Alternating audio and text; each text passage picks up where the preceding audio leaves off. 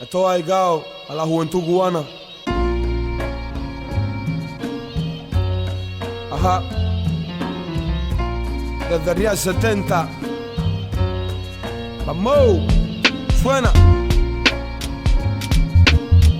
Sí. Pom. Yo.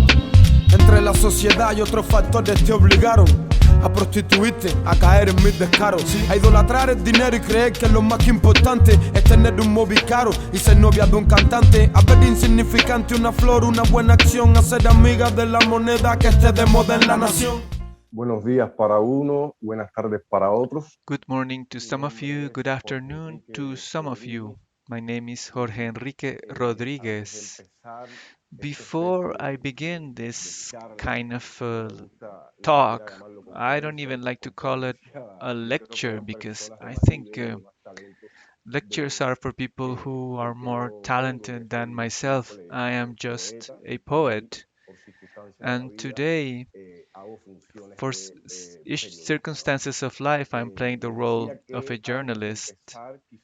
Before we start, I would like to make a remark because I wouldn't overlook issues that are truly complex. The images you have just seen, the images where I appear, are not part of the talk. They are photographs from one of the 4 German cities that I had the honor of visiting in 2015 during one of my travels to Spain.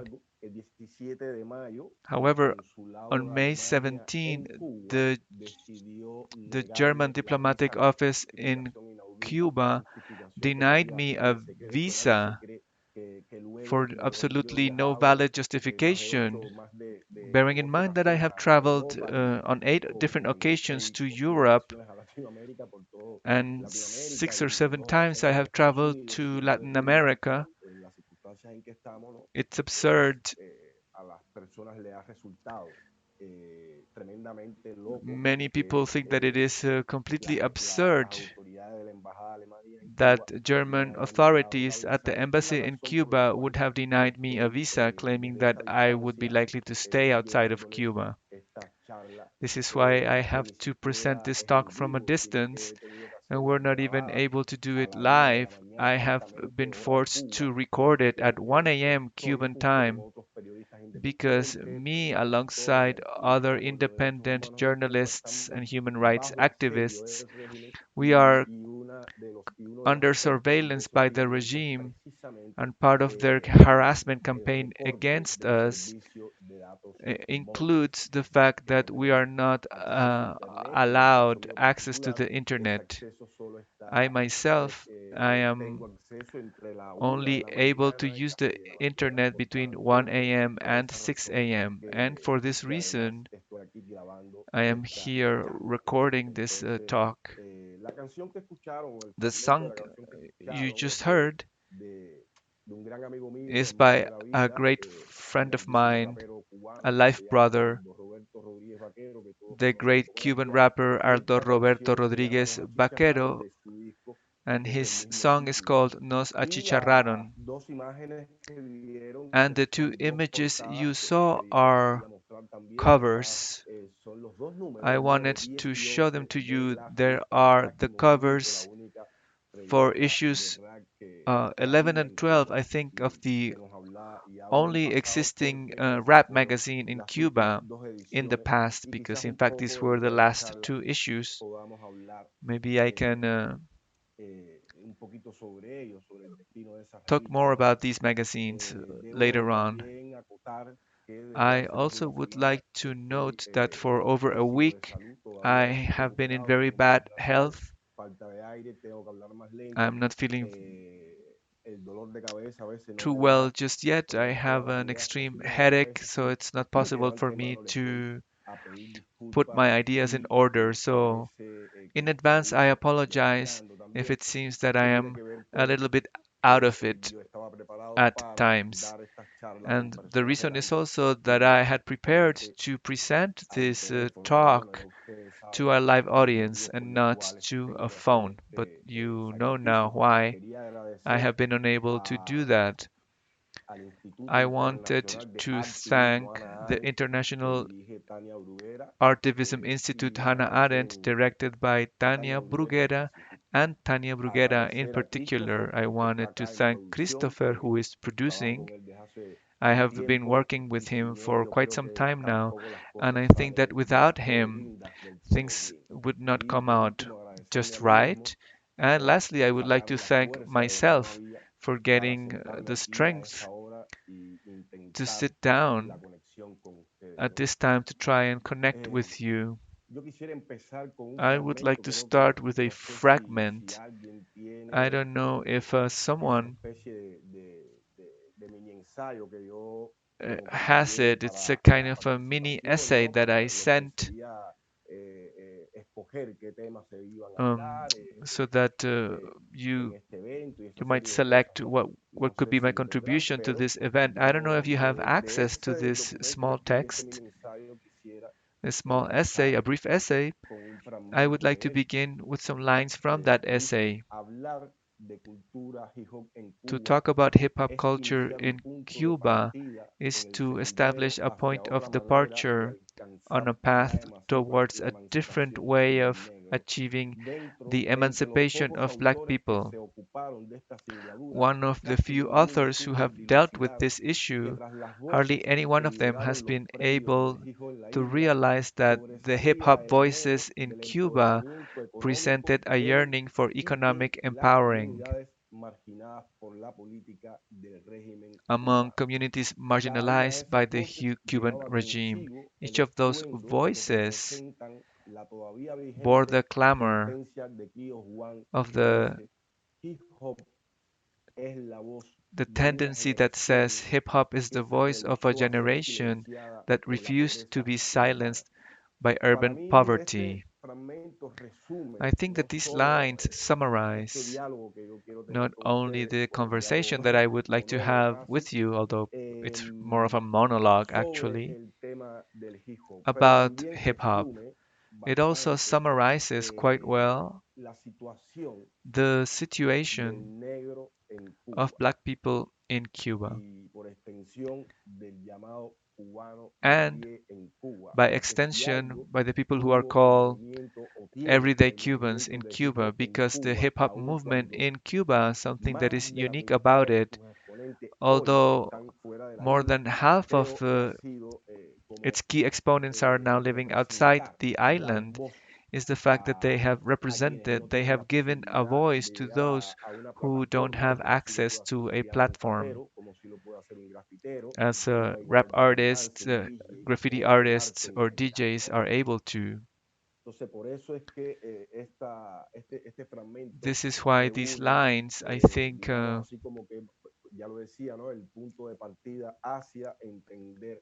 offer a good point of departure towards understanding the relation between hip hop culture, the rap movement in Cuba, and institutions and civil society.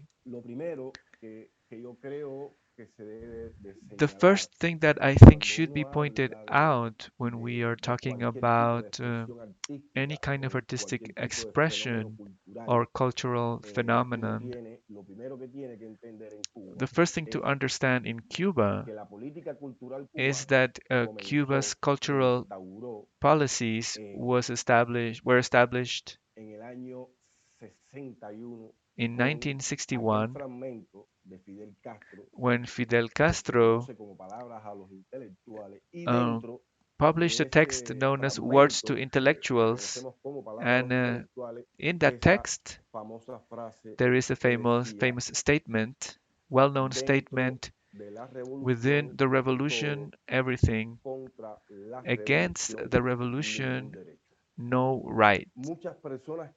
Many people often quote against the revolution nothing, but that is not what it says. The exact statement is against the revolution, no right at all. It's much worse than saying nothing, because let's say that nothing could be understood as a concrete action against something. But when you say no rights,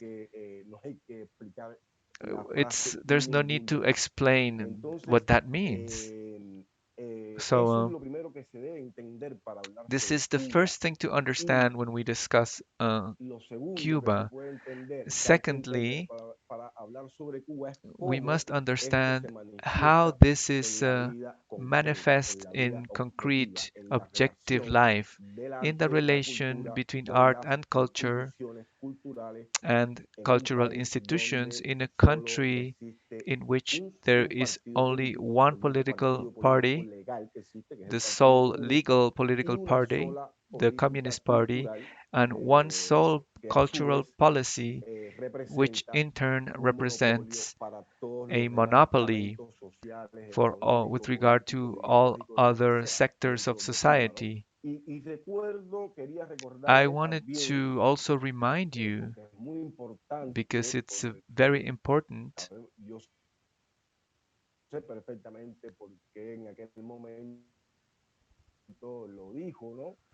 I know why he said that, right? On December 4, Abel Prieto Jimenez said these words: what is so-called alternative, that is, which is the art produced outside the institutions, if it has value, must have a space in our cultural policy.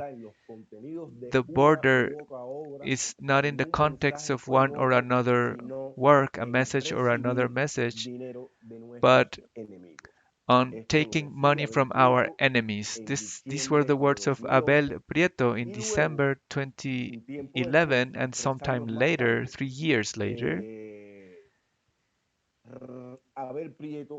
Abel Prieto would ratify these terms in briefer words: cultural policy will never be defined by private hands. My reason for quoting the words by Fidel Castro and these statements by Abel Prieto, who was twice Minister of Culture. In the meantime, between his two terms, he was a cultural advisor to Raúl Castro. I don't know what he's up to now after being Minister of Culture for a second time. I think he works at Casa de las Américas or something like that. But we have it all there. These three quotes contain the relationship between art and culture with Cuba's institutions, and especially with regard to hip hop culture in Cuba and the rap movement. What I mean is that in Cuba, there is no possibility at all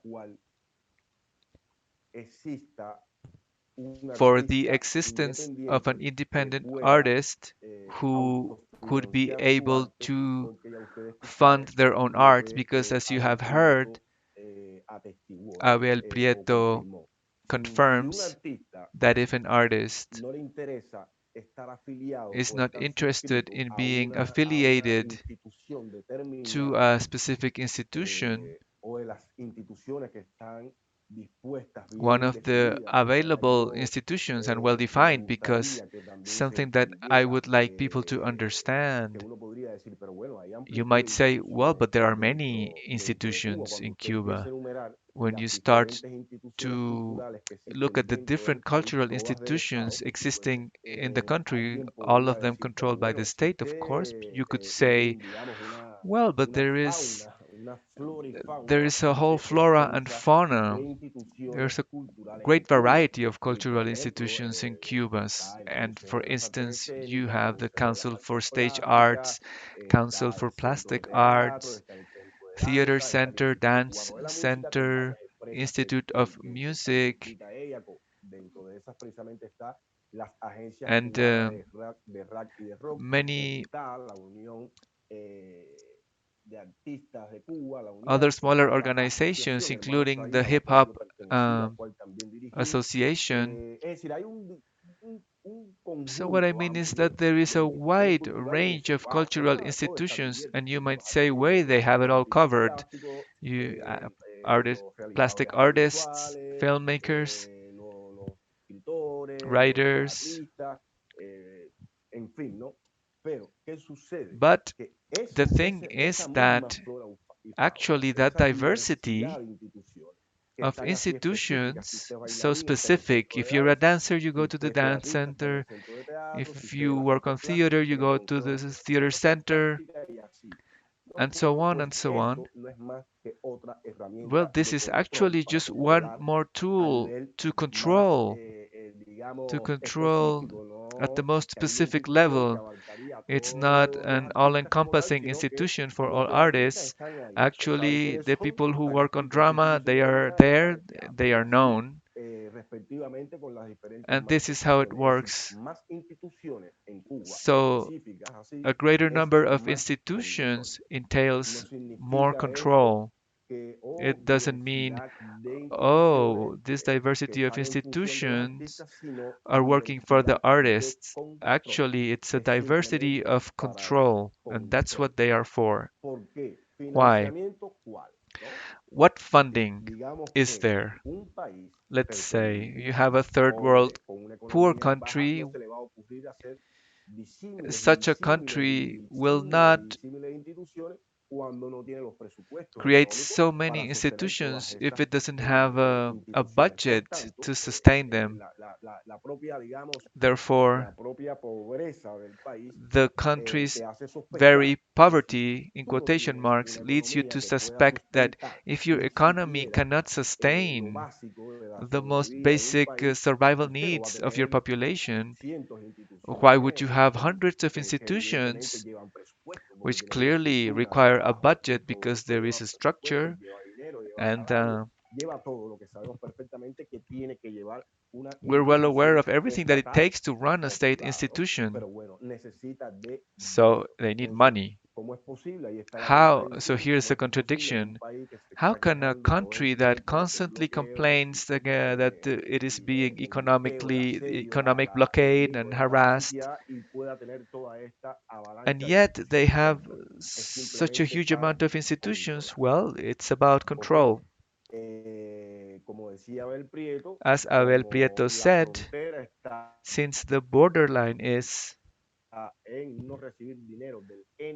in whether you take or not money from the so-called enemy, well, who are enemies to Cuba's regime?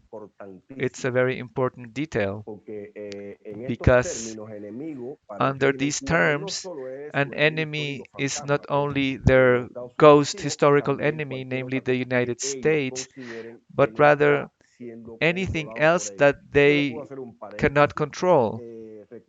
In parentheses, I would mention something that I intended to say later. There was a time when it was looked down upon by the regime and its cultural institutions. If you had an event like Puños Arriba, for example, it was looked down upon for such an event to seek for sponsors or funding from Havana Club, which is a rum company in Cuba. Well, how is it possible that you cannot even look for sponsorship from a brand, a company, or a monopoly, however you want to call it, Havana Club, and you couldn't do so? It was looked down upon. These true stories. I also remember that at some point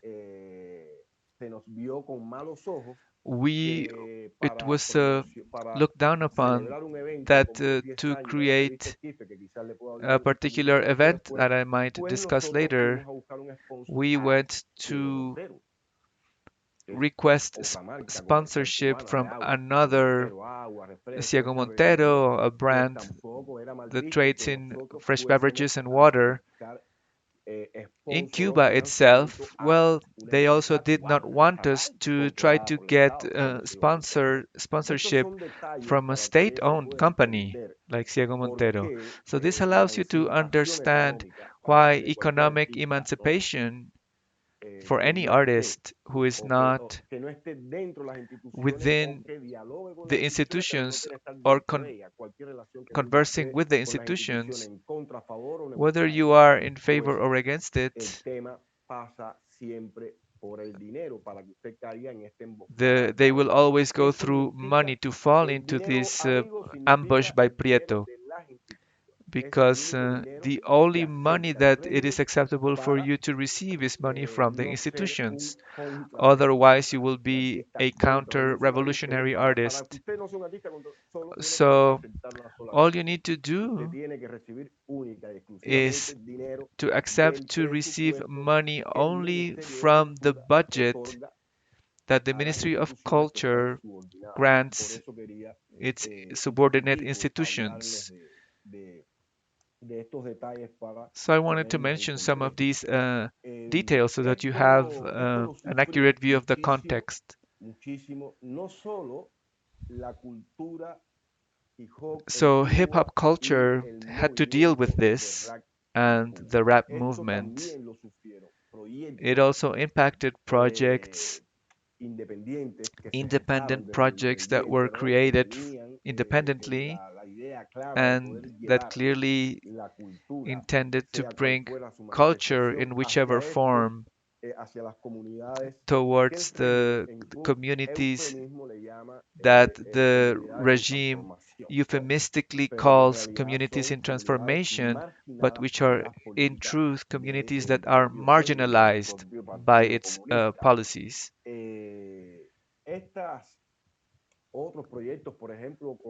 So we have other projects like Endless Poetry, Omni Zona Franca,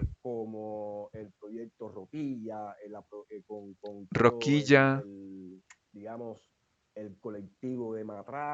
and the Matraca Collective. Very important movements, or the Puños Arriba series of events of Cuban rap, very visible alternative projects, independent. They were shut down when the regime refused to fund them, to sponsor them, and refused to talk to them. So, not even dialogue. If they find what you're saying uncomfortable, they say, I am not going to have a relationship with you because what you say is contrary to what I want to tell Cuban society. That would be okay if they said that. but then they would be forcing you to look for sponsorship or funding otherwise, elsewhere. But then the each problem is that you are automatically become, let's say, if you try to get funding from an embassy or from a commercial brand, whether Cuban or foreign or any other non-governmental organization, well, now if it would be enough is if doing that did not cause you to be labeled as a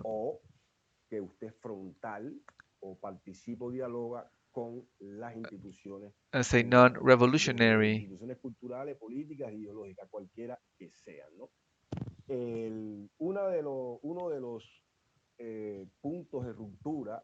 One of the breaking points which led hip hop related projects was a commission known as the cleanup commission. As the people who created this project, Aldo Roberto Rodríguez Vaquero, and others who conceived this project,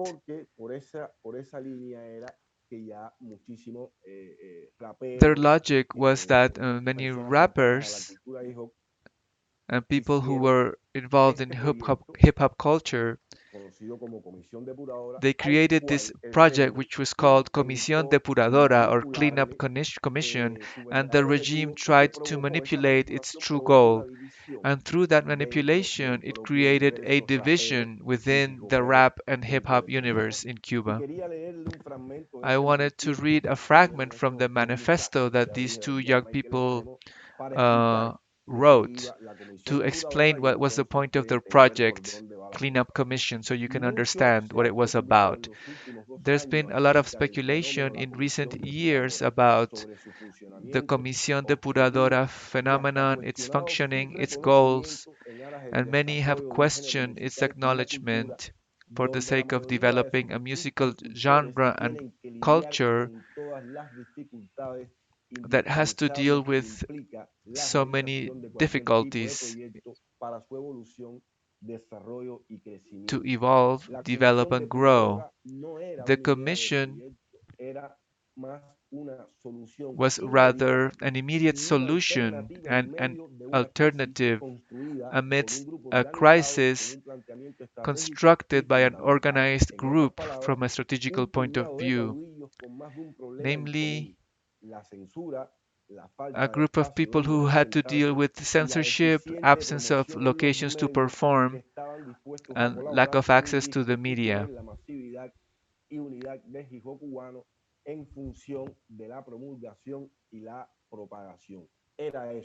So that was the point. A possibility for all of us, for our word to reach a wider and more diverse audience. So here, Comisión Depuradora explained why they had to create this project, which in fact caused great headaches not only to Cuban institutions but also to the rappers themselves, the people who followed hip hop culture inside Cuba. What did it mean beyond the idea of rapping and reaching a wider audience? What did the Comisión Depuradora mean at the time? The key point is that they say they want to reach a wider audience. And here is where they begin to clash with the institutions, because when you go out reaching for a greater audience, you're beyond the reach of institutional control. Remember that the point of institutions in Cuba is to control. That's their single role or function. And if someone tries to evade that control and reach more people with a discourse that is not that of the institutions, well, the alarms go off in the Communist Party. And then they set out to dismantle any project directed at creating a conversation with civil society without going through state institutions.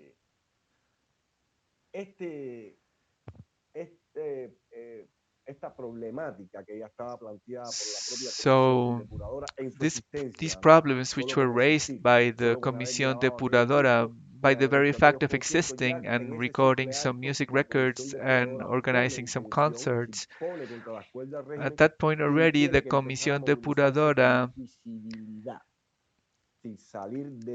set off alarms at the government and they were forced to leave. The regime was now forced to publicly censor. If someone were to ask me whether this strategy by Comisión Depuradora was successful or not, I would say that yes, it was absolutely successful. And we see this in the rap duo Los Aldeanos. As a great friend of mine said a few years ago, you don't have to like rap to listen to Los Aldeanos.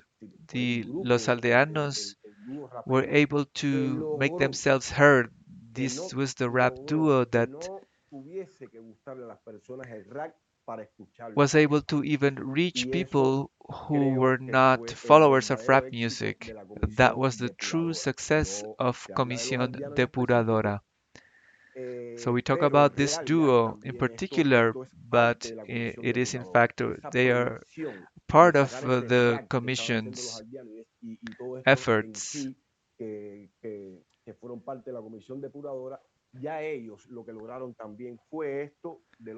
And so the success of Los Aldeanos is an achievement.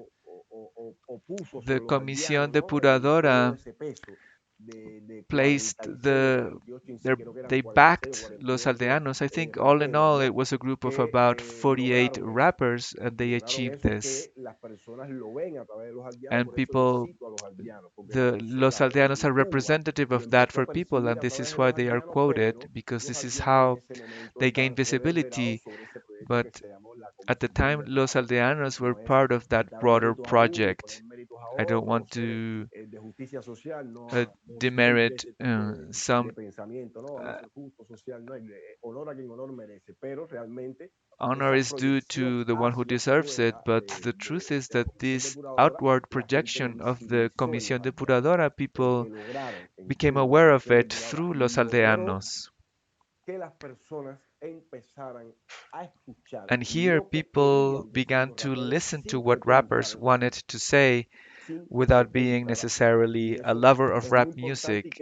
This is very important, and this is what gave rise to a civil war between Comisión Depuradora and Cuba's Communist Party. There were other earlier projects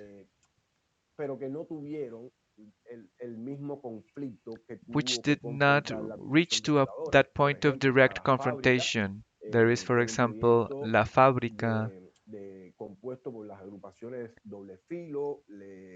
Several groups were part of it, like Doble Filo and Obsesión and others.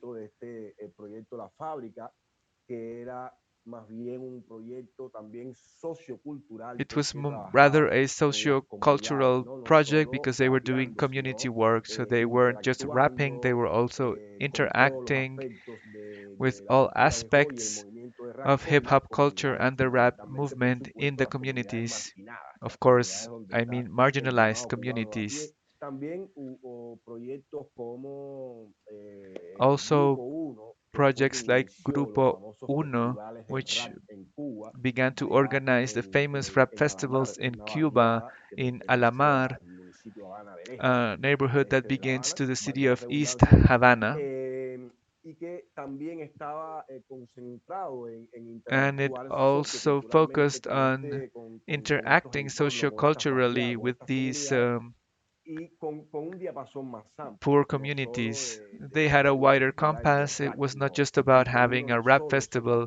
Grupo Uno wasn't, they weren't only interested in that, they were also interested in interacting with the community. And the same can be said of Omni Zona Franca.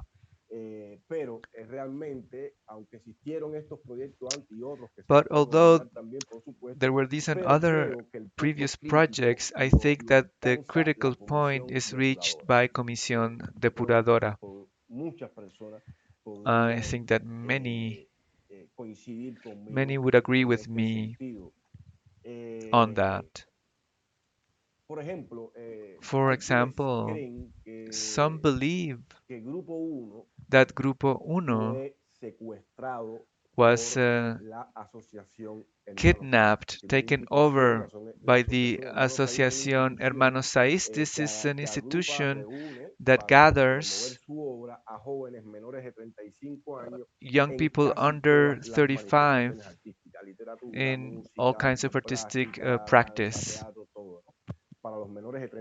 It's an association of people under 35. After that, you're supposed to join UNIAC.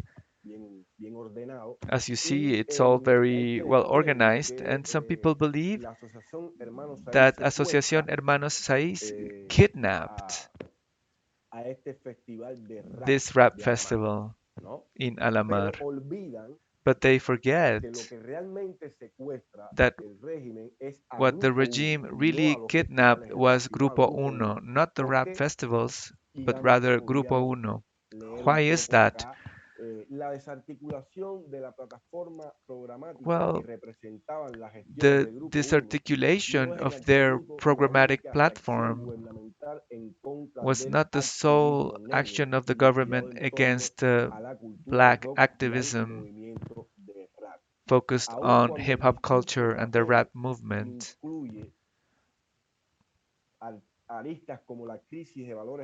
Although rap discusses the lack of moral values and the hardships of young people, domestic violence, machismo, there is no doubt that racial discrimination and gender discrimination are the common denominator and the topic most often discussed, namely the reality of black people in the communities, the intrinsic nature and the reason for being of hip hop culture. So, although this might seem reductive, attacking or dismantling Grupo Uno was a way for the regime to silence the voice of black people. If you look back and examine the relationships between Grupo Uno and the institutions, you will realize that the leitmotif of disappearing or kidnapping, co-opting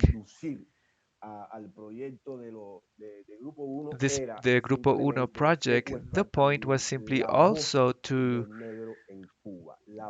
kidnap, sequester the voice of black people in Cuba and the voice of the regimes marginalized by the regime. The voice of all of the people who today in Cuba are in fact protesting publicly more and more. So you might say that at that point the regime could only see that they could not allow Grupo Uno to grow, to expand. And of course, they used the rap festivals as a strategy, and everyone fell into the ambush. Oh, okay, now the regime is going to support the rap festival, but people forget that what they actually took over or co-opted was Grupo Uno, which was a project that had other aims. They were not just about the festival. It was not about having some concerts and giving out some awards. Their project was much wider in scope. Another project that maybe illustrates this what I have called a civil war. A friend of mine described that time when there was the crash between Comisión Depuradora and the government. She described it as a civil war. Some say that the war begins before with Grupo Uno and it ends about 10 years later. I think the event Puños Arriba, raised fists, I think this event also illustrates the kind of strategies that the regime has used to silence any kind of voice that refuses urban poverty. The absence of a musical market in Cuba has also made it impossible to discuss the aesthetic hierarchies imposed, because the act that legitimates artists is determined by political criteria and not aesthetic criteria. So this is a restricted field of production controlled by agents like critics, academics, and awards or prizes. These are some lines from an earlier essay where I quote Pierre Bourdieu, and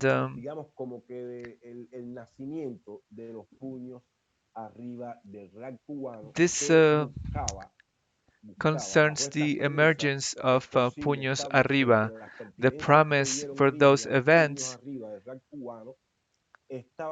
as I argue, emerged not simply to provide awards, it also intended to give further power existing rappers and to encourage the emergence of new talent, to consolidate ways of for artists to obtain financial backing and to reconfigure the musical industry in order to commercialize and legitimize the work of Cuban rappers. The common denominator of all these projects is that they were looking for a way outside institutional control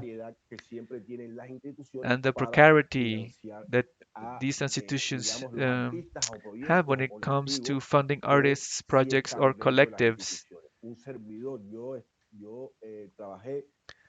I myself worked for over 20 years within the Asociación Hermanos Saiz. I directed the organization's provincial structures and also national structures, and I can tell you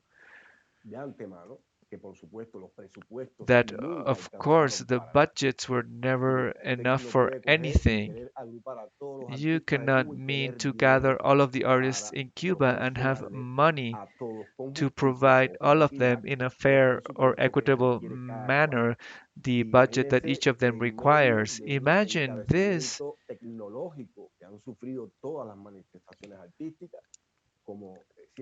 amidst a situation where access to technology is extremely limited. I felt that maybe only writers could get away with continuing their work since they required less technology, bearing in mind that, of course, it's expensive to produce a book, but in Cuba, when a book is produced as a commercial item, made this trade a bit cheaper, but there was never any funding to record a video clip or a record, a music record. So in Cuba, for example, a writer or a musician to record an album, they can only do it if they win a prize, one of the institutional prizes, which includes recording. The same goes for writers. To publish your book in Cuba, you need to win a prize. So only prize winners are published in Cuba, and the party decides which of them deserve to be published, first in the provinces and then nationally. That's your sole possibility as a writer for having your work published. So, as I was saying, these are control institutions. They are not really about funding or supporting art, even the art that they regard as properly revolutionary art. So it was a complex situation, and the sole way out was to find funding elsewhere. But if you did that, then you go over to the other side. As Abel Prieto would say, if you do that, then you are against us because you are trying to get money from the enemy.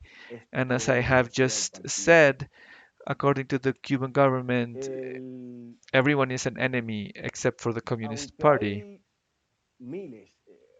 although there are thousands of other examples. For example, I will explain what was Mercorap. I used this term earlier, and this will allow us to understand how everything, all of these tensions, have always hinged on money, funding. How can I fund my work as an artist? How can I be independent? How can I rely on my own means or resources? Well, Mercorap is a term that came up around the time when Comisión Depuradora and Puños Arriba were doing their work. Comisión Depuradora described Mercorap as a way of funding our product, and Puños Arriba, in addition to offering prizes and creating a space for fraternal competition.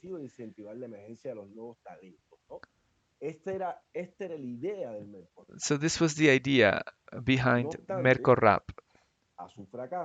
Nonetheless, although they failed, these attempts set some precedents and they left unquestionably a mark in the rap movement and hip hop culture.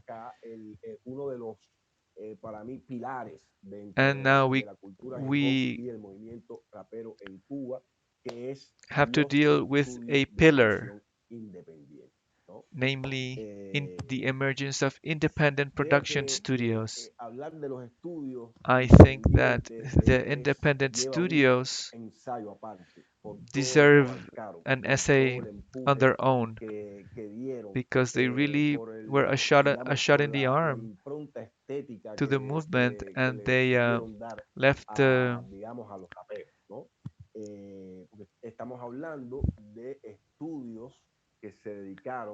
I'm talking about studios that were really about producing. They were really trying Cuban rap to be produced in a way that befit its aesthetics and its political discourse, because Cuban rap has always been openly political. Rappers understood from the very start that any way of getting close to the community, any form of emancipation of or economic independence or independence of thought, to do that, you would have to go through the political field. Rappers understood that from the very start, unlike rock musicians. And we should make this distinction. The same goes for the trova musicians or any other musical genre in Cuba. Before Cuban rap, there was no musical genre that openly confronted the regime in political terms. None of the trovadoras or trovadoras did it, or the rock musicians. No one did it before the rappers. And we should always bear this in mind. From the start, rap understood that it had to go through the political terrain. This is why I think that rappers were never naive. I think that they always knew clearly what needed to be done in Cuba and what prevented poor communities in Cuba, and especially black people in those communities, sabían perfectamente I lo que mean, provoca they they la política they knew what y lo que deja politics también de provocar could la cause. política. Eh, Me gustaría citarle I would like to quote unos breves párrafos some lines de Félix Mauricio Sáez Rodríguez, by que Felix en paz Mauricio descanse, quien en Sáez algún momento Rodríguez, escribió un may he rest in ensayo que se peace. llamaba Alicia pateando el espejo, mujeres He en la wrote an cultura essay hip called hop. Alice Es muy Kicking the Mirror, interesante Women in que Hip Hop Mauricio Culture. señalaba que la crisis de And los in that años essay, 90 del siglo Mauricio pasado noted significó para that Cuba the y crisis in su the gente un 1990s retroceso de casi meant 200 set años, Cuba and its people back impulsado y 200 conducido years. por la And this pérdida was total driven de nuestro by tejido the absolute económico. loss of our Las economic mujeres dentro de fabric. ese contexto In that fueron, son context, las más women afectadas. were La relación impacted the marxista entre los hardest. estómagos llenos y las mentes pensantes adquirió toda la vigencia que durante siglos el pensamiento reaccionario le había intentado negar. La sociedad cubana se fue Cuban convirtiendo en una society sociedad gradually frugal y el became monetarismo, como un virus oportunista, se instaló de vuelta con su carga de corrupción a y market-driven quiebre en nuestro society cuerpo social. Y aquí with attending phenomena of Mauricio estaba corruption. sí, ratificando So lo que here anteriormente Mauricio yo ratifies afirmé. what I have Los raperos stated desde un earlier, principio namely supieron that que rappers from todo the start iba a librarse, knew que la última pelea that o the que el last inicio de ese struggle último or the conflicto beginning está of the planteado end en los escenarios políticos. will take place in the political stage. Asomando con timidez, decía Mauricio, primero I su continue cabeza y quoting. luego sus extremidades y sus cuerpos todos, volvieron a la escena los signos olvidados de la discriminación The racial, forgotten la signs pobreza, of racial la violencia discrimination, doméstica, esa poverty, misma pobreza en domestic Cuba, violence la became visible prostitución, la again. deserción escolar, la Prostitution, falsa moral school utilitaria de haz desertion, lo que digo porque false no lo que hago morals, y las or mil double y una cara, standards, y las mil y unas caras del engaño y los camuflajes. and many Una vez forms of más, deceit and camouflage. entonces los jóvenes que desde los años 80 habían Young acogido el people who breakdance since the y las músicas 1990s had embraced norteamericanas como breakdance suyas, descubrieron and el rap y African la cultura American hip musics hop as their como medio own, de expresar sus they vivencias, discovered hip sus hop anhelos culture y sus as a frustraciones. way of Las mujeres, voicing muy importante por their supuesto, dentro experiences and de la frustrations. cultura hip hop y del movimiento de And rap, como women bien Félix Mauricio Sáez within Rodríguez this lo sabía, culture ¿por qué las mujeres fueron importantes? No solo were para Félix extremely Mauricio en este ensayo, important. sino para todas Why las is personas que that? hemos estado Not cercanas just a according la to the esencia de essay, la but cultura hip as hop any y el of us who movimiento de have rap been en Cuba, involved es in porque the movement precisamente well la know. mujer Why lleva is la that? Well, carga because de la women sociedad, carried the quieran brunt of los hombres society, o no, son las whether mujeres men like it or las not. que más llevan carga sobre Women sus carry hombros the hardest la, weight on their shoulders. de la sociedad. Machismo, el maltrato Machismo, doméstico, la violencia, domestic el alcoholismo, violence, madre que tiene que trabajar, criar a alcoholism, los hijos a y mother solo who has to criarlos, work and raise two alimentarlos, llevarlos a la children, escuela, feed them, bañarlos, and calzarlos, care sino for them, también educarlos, and then ¿no? she also has to Y educate esto them. no se puede dejar de pasar por And alto, you ¿no? Y cannot esto ha leave this sido, como unsaid. We siempre, cannot dentro del rap overlook the cubano fact muy that in importante Cuban rap, en women la have denuncia. played an extremely important Yo estaba role. buscando por aquí otro aspecto que quería un poquito como que comentarlo. Se van a quedar muchísimas cosas, por I won't supuesto, be able porque to discuss everything that I ahora wanted to ya discuss lo que apenas because me quedan son 15 minutos I have only about de 15 minutes intentar left exponerle to try to cuál, present cuál fue, digamos, ¿no? Cuáles fueron los derroteros the que main conllevaron aspects a esta guerra civil, that donde led and prácticamente el régimen what led se to the quedó civil sin war, artistas dentro de sus instituciones. at the end Y of esto es muy which importante. Es decir, it seems that all artists digamos que abandoned the government's la institutions. migración I o la mean, I'm fuga talking o el about the escape o la migration, the ruptura de los escape, artistas con las instituciones or the es break un between hecho artists and que cada día institutions. uno, This is a en fin, fact que cada día se that puede each respirar day you can, dentro I de mean, you can Cuba. breathe No that in solo este Cuba. fenómeno está It's dado, it's not digamos, dentro de los deportistas que se of you also have, of course, athletes who stay in other countries when they travel, or doctors who go on a mission and don't come back. But the same thing is happening in the context of art. Artists are constantly leaving and looking for any alternative that will allow them to get away from a relationship that has nothing to offer for them, not even ideological support or political support, to say nothing of the fact that they no longer have any kind of funding because these institutions have no money at all. So this is not discussed. The fact that there is so many people who are leaving, this is rarely discussed.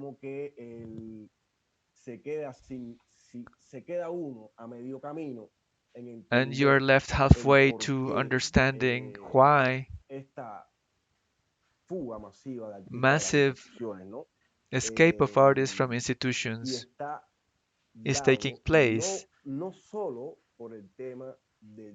This is not only about funding and budgets, the fact that you cannot provide support for dozens of artists who are grouped in the institutions. It's not just that, it's that artists are now realizing that the exchange currency exceeds any sacrifice that you as an artist might be willing to make. You could maybe tone it down, your discourse, in order to be part of the institution, and maybe you can try to cover it up with metaphors or any form of literary patching, but they realize that the price is too high, and these generations are no longer willing to pay that price uh, for participating in the kind of staging that the regime is now creating. They call it revolutionary reaffirmation, or participate in one of the events by which they aim to attack independent artists and media. So artists no longer want to be any part of that, and they are starting to leave the institutions, and everyone is now leaving Cuba however they might. It's a massive migration of people leaving Cuba, running away, escaping. And of course, this also includes artists.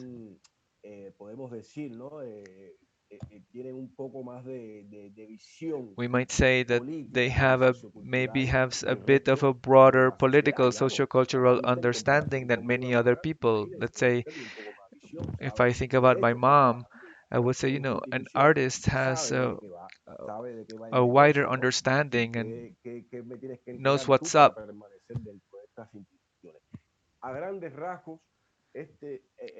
So, broadly speaking,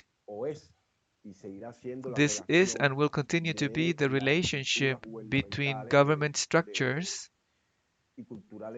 and Cuba's cultural institutions and artists, whether inside the institutions or outside the institutions. These relations have always been rough because what the smokescreen was created already in 1961 during that speech, regrettably known as Words to the Intellectuals, which actually we should not describe it as words to intellectuals, but a threat to the intellectuals, because what Fidel Castro did in 1961 was to threaten not only the entire fabric of Cuba's artists and intellectuals, but the whole of Cuban society. And I think that this peaked on 11 July 2021. People will ask, what was that about? What was Fidel Castro's cultural policy in 61? Well, exactly that is the policy which led to the brutal repression that took place on July 11th, 2021. Remember, inside the revolution, everything. Outside the revolution, no rights at all. I apologize for not really being able to go into greater detail or to explain myself better. As I said, I'm not used to giving talks. I am more about engaging in group conversations and especially with other people present. So it's new to me to work in this particular setting. Pero no es lo mismo dar una noticia que intentar dar una conferencia, una charla.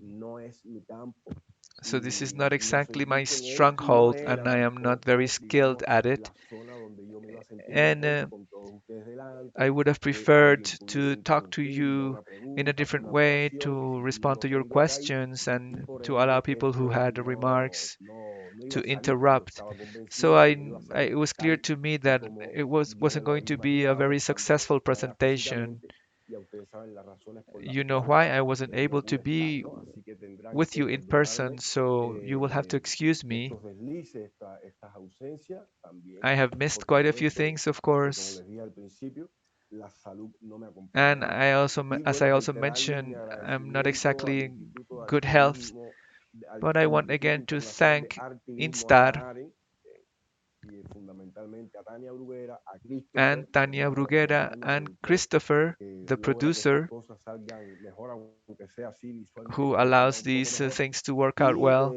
reiterarle también mi And again, agradecimiento a I mi want equipo. to Familia, thank buenos días para uno, buenas tardes myself. para otro, un abrazo de paz Good y morning to memoria some of y you, good afternoon. quizás I en otra embrace you oportunidad with peace and esto pudiese memory, haber quedado and más maybe lindo, más it concreto could y have been pudiésemos estar hablando better and we un could now poco más be objetivamente de la talking relación about entre el more rap, concrete cultura hip terms hop y about the régimen cubano. relationship between rap, hip hop culture, and Cuba's regime.